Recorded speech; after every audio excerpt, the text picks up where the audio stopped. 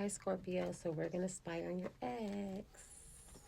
12:45 on the clock. Some of you guys could be dealing with a Taurus. I'm seeing a Pisces Aries. I'm seeing a Capricorn, Capricorn Aquarius Cusper. I'm seeing Aquarius. I'm also seeing an Aries or Aries Taurus Cusper. Um, SOS.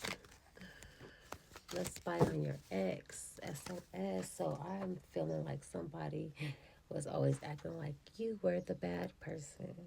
Like they always needed saving from you, but was it from you or was it from their triggers that they had instilled in them from childhood trauma and abuse that had nothing to do with you? So it wasn't even your place to pay for it.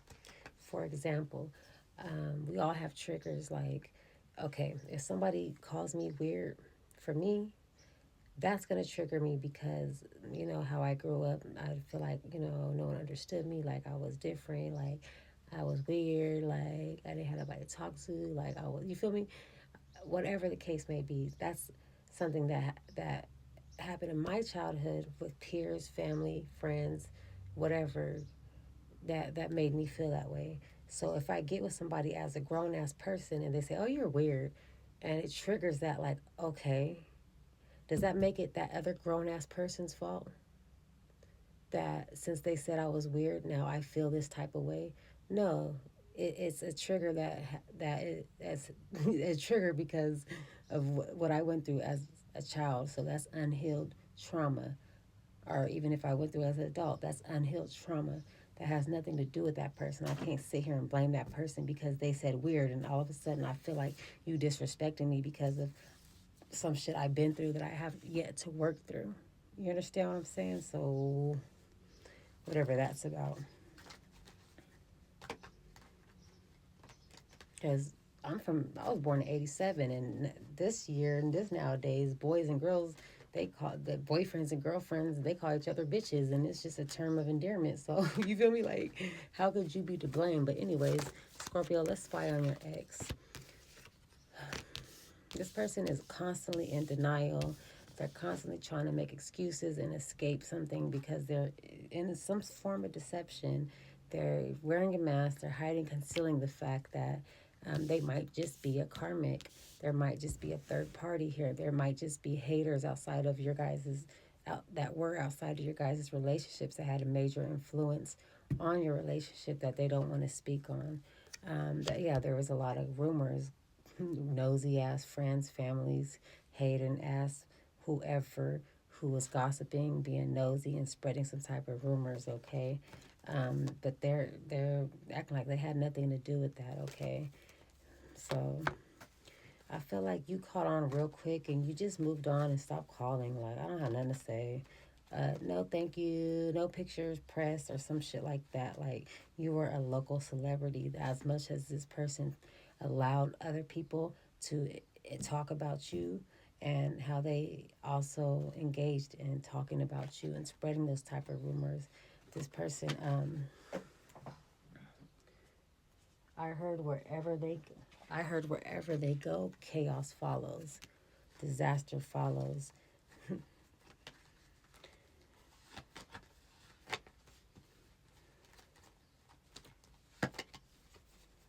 I feel like a lot of you guys were suffering in silence in a situation because there was some real feelings that you had yet to speak on, because anything you would speak on, you would become the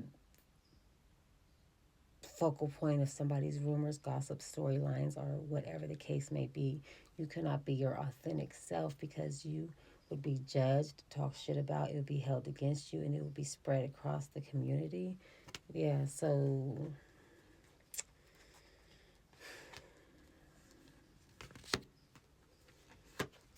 I feel like your person doesn't really have a conscience. They just do whatever they want to do for whatever the time of day it is, however they feel, whatever's going to bring them instant gratification.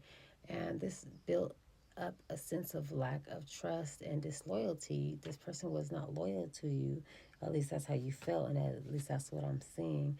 This person was not loyal to you, and you became very discontent in a situation, very resentful, and you let a lot of time go by and you procrastinated because you were just focused on getting your money right and what have you, that you just let this shit go on in back of you because I felt like you didn't know what to do because you have your own issues such as clinging to old exes, dead relationships, and old waves.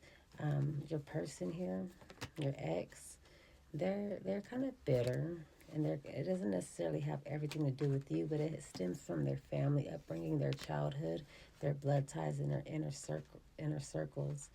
They have always been halted at a barrier because of their inner circle, blood ties, and family, which have left them at a dead end, frozen, stuck, stagnated, instead of following their dreams, believing in themselves, and making up their mind. But on the other hand, I feel like um,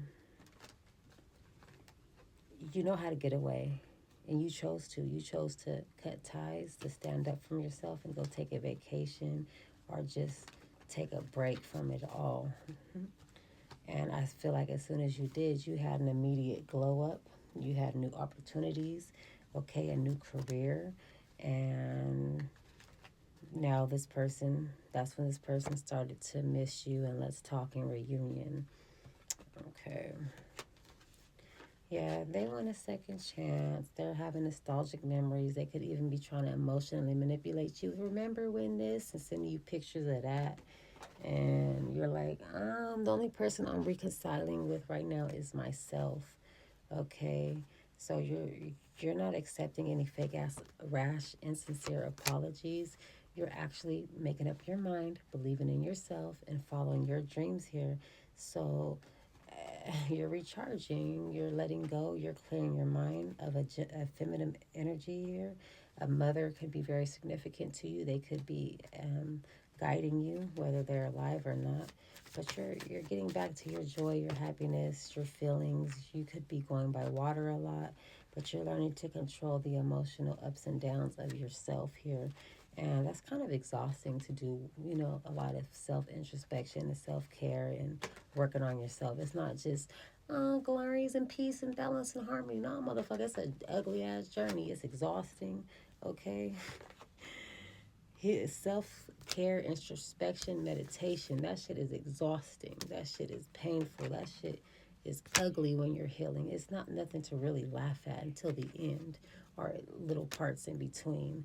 But no matter, you're kind of like laughing right now because you're starting to notice synchronicities of whenever you feel this person's energy trying to enter your energy, something happens like out the blue that's kind of bizarre to where it's like, on the 33rd of March, the motherfucker wore pink, and then they said you couldn't wear pink on the freeway in San Bernardino, so they got arrested on the way to your house. Like, some stupid ass shit. Okay, you're having an epiphany. You're answering your own questions. You're tapping into untapped talents that you never knew about because you never really took the chance to know self. So you're doing a lot of self-reflection, and you see something now. You see where your headaches are coming from, where your worry, your migraines, your stress is coming from dealing with energies that are two-faced, that are living a double life. They want to act established, but then they want to discipline you, but then they want a second chance, and then they want to mentor you. Then they want to go out and act like a whore. Then you're their soulmate. Now they're stuck. They need you. Now they're emotional. Now you ghosted, put distance up, divorced, ghosted, separated that ass, and said, okay, I'm going to be the narcissist now. Some type, like, you see who you are and you're like, oh my God, I see me and I love me. Yeah, you smell the roses. Ooh, ooh, ooh, ooh. You're a carnelian, is what I heard.